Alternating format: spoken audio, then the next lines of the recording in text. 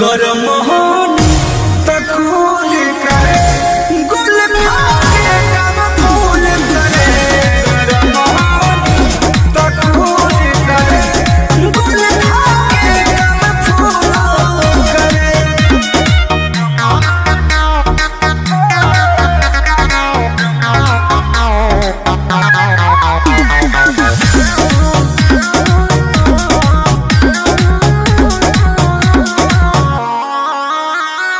पहिरे ले लूंगी गमछिया हो कही के बोलावे ले पछिया हो आओ।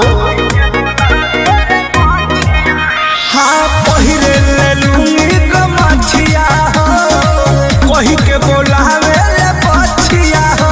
सारा खर्चा वसूल करे गरम होनी तकूल करे गुल खाके कब फूल करे।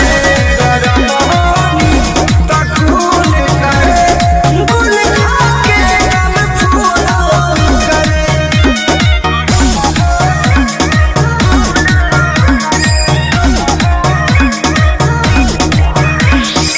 Music by Arya Sharma.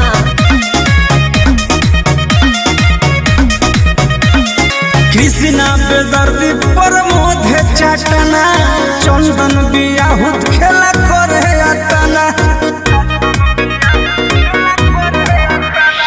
Krishna बेदर्दी प्रमोद चटना संतोष सम्राट खेला करे अतना। पंकज भारी भूल करे